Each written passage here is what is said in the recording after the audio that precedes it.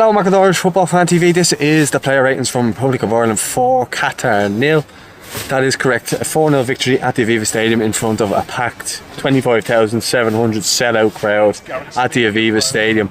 And yeah, what a performance from the lads. We've been crying out for a victory like this for a while, especially at home, and an entertaining game to keep the fans happy. So what more could we want? So I'm going to get straight in with the player ratings. I'm not going to keep it too long. I'm going to go Kelleher in goal. I'm going to give him a 7. I just thought that he was solid throughout the whole game. Didn't have a whole lot to do, but when he had to do stuff, he done it well. Looked like a confident, young, assured goalkeeper, and one that we're going to be relying on heavily in the future. So great to see him doing well out there, and it gives us other options if anything happens to Bazunu. And we have Travers there, and we have Dan Randolph if he can find a club soon and get himself back playing as well. So 4 really good goalkeepers, and obviously Kelleher, we know that we can trust in him now. Wasn't tested that much, but as I said, whenever he was called upon to do it, and he done it, and he done it well. So 7 for me. Aviva Stadium, I'm going to give a 7 again. Every game he's played for Ireland, he's probably grown in his performances and in terms of just himself. He looks like he's growing all the time in the pitch as a player, as a person. Has a real good understanding with Egan and Duffy. So it's great to see him, and he's learning all the time, learning on the job. He's coming in very young, but he's learning that position in the back three, and he looks very comfortable there, and it looks as though Stephen can trust him now. He's played him in games like the Portugal game and the Serbia game, so he pretty much could throw him in against anybody now. I think he can trust him to come in and do a performance. So it'll be interesting to see now off the back of this international window, can he get in an Orange there and be a regular in the Premier League, even at his age, which would be amazing to see. But I'm going to go with 7 for me. I thought he was solid, won his individual battles, and was always a good outlet for Matt Doherty in the first half, and then for Cyrus in the second half. So for me, Mcgranny gets a 7. Shane Duffy, he gets an 8, but he could be borderline 9 as well, because defensively was absolutely outstanding. Captain on the night, capped it off with a brilliant header, a trademark Shane Duffy header from a set piece. So fantastic to see Shane on the score sheet, fantastic to see him doing so well. 2 clean sheets in 2 games as well, Mcgranny too. So I kind of bumped up the scores for Mcgranny and that because the 2 clean sheets as well over the 2 games. Sorry, my voice is a little bit out of tune because of the match. But yeah, I think Shane Duffy, I keep saying it every time I see him. It's just brilliant to see him back to his best, and defensively absolutely outstanding, putting his body on the line, making challenges, throwing himself in front of everything, being smart, being clever, and also being a leader, which is what we need him to be. He's a great understanding now with John Egan and Mcgranny. So 8 for me, but I'd have no problem if you get him a 9. John Egan gets a 7 for me again, just like Mcgranny, solid, really starting to get a good understanding with Shane Duffy, and the two of them are perfect in terms of how they lead on the pitch and how they are a good example for all the younger players coming through.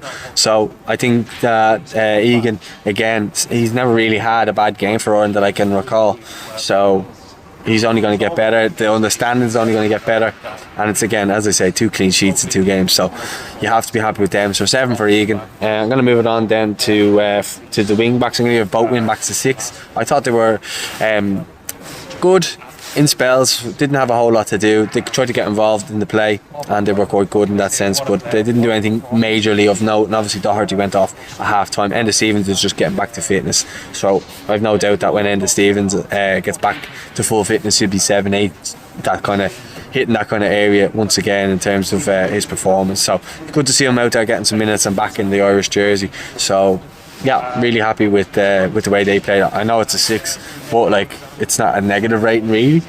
So yeah, then Conor Howard in midfield in that sitting position where Josh Cullen had been sitting, and he really didn't put in a performance. Sorry, I can't even speak.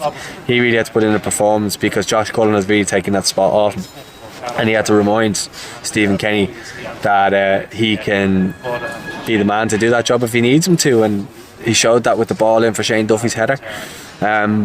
And he was good throughout he didn't really lose the ball a lot from what I saw of him, and I think you know, it bodes well for the next international window if he's in the squad, that he can come in and do a job still, and I think he'll still do a good job. But I think that was the best performance in an Irish jersey from him for a while, so I've given him a 7. I thought Jeff Hendrick, I've given him an 8. Great assist for Callum Robinson's goal, and I thought he just continued to try to get on the ball and help in attack. So people might question the 8. I gave him a 6 the other day when other players probably got a higher rating, but he put in a great ball for Callum Robinson's hat-trick, and that kind of bumped, because he was at a 7, so that kind of bumped him up to an 8. So yeah, Jeff Hendrick, it's good to see him playing and in good form for Ireland, because there's so many games in the past people have been saying he's a passenger and he hasn't done a whole lot for the country and stuff like that. So it's good to see in the last 2 months now he's put in really good performances, so it'd be important for him to carry that now into the next international window next month. So I've given him an 8. I've given Jamie Mcgrath an 8. He won the penalty for the second goal. Probably should have taken it, because you know, he takes the penalties at St Mirren. I thought he had a really good game. I really did. I think he's going to be a really good player for us in the future, and I think he's only going to get better, because he doesn't lose the ball. He's very clever. He's smart in possession. He links the midfield and the attack well, and I just think that he won't be at St Mirren for too long. I think he'll be at a club much better than that. But he's just a really, really smart player, and yeah, I think he's taken a lot of people's place in that team. Like, you think of players like Jack Byrne and stuff like that, you always say you want an attacking midfielder in there. I think Jamie Mcgrath's probably ahead of all those players, and probably was ahead of that. It's just the fact that he was at St Mirren and wasn't really getting the recognition. He's even in there ahead of Jason Malumbi, Alan Brown. I'm just saying midfielders, not necessarily attacking midfielders, but I think Jamie Mcgrath, I think he's been an excellent player. He has been for Dundalk for a number of years. Went to St Mirren, starting to get a bit of recognition now, and really growing as well. I think that's the key word. Everybody seems to be growing in stature game by game, and I think he's another one.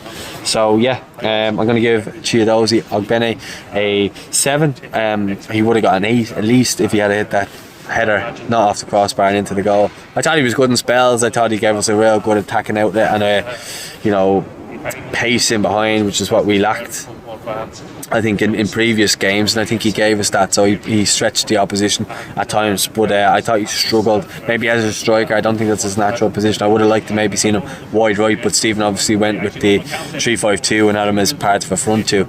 So yeah, I'm going to give him a 7, and then Callum Robinson gets a 10 because he's got a hat-trick, and he's had the media in his ear all week with the COVID stuff, and what a way to answer them. I mean, yeah, he had an absolutely unbelievable week. 5 goals in 2 games. You know, I can't remember the last time an Irish player scored a hat-trick, and I can't remember the last time a player got a penalty either. I think someone said on Twitter earlier that the last penalty we got scored was Robbie Brady against France in Euro 2016. So Callum Robinson doing the business for us tonight, which is exactly what we wanted, and long may that continue, and silencing the critics as well. People said he had COVID more times than he had goals, but he certainly put that to bed. So maybe people should have set him a bit more, so he answers the critics in style and future. So I'm absolutely buzzing for Callum Robinson. I'm buzzing for Ireland. I'm buzzing for Stephen Kenny. So I've given Callum Robinson a 10. The subs, I'm going to just quickly run through. Cyrus Christie, I've given a 6. I've pretty much given all the subs that came on a 6. I thought Troy Parrott was good in spells when he came on. He tried to go at the Qatar team, but maybe if he had got a goal or an assist or something like that, I'd have bumped up his rating. But there's no real need to bump up his rating. All 6s. Great to see Nathan Collins get his debut. Cyrus Christie 6, Jason Knight 6, and James Collins and Harry Arter I put NA. So that's my player ratings. Let us know your player ratings in the comments. Don't forget to like the video, don't forget to subscribe, and I'll speak to you all soon. Take care.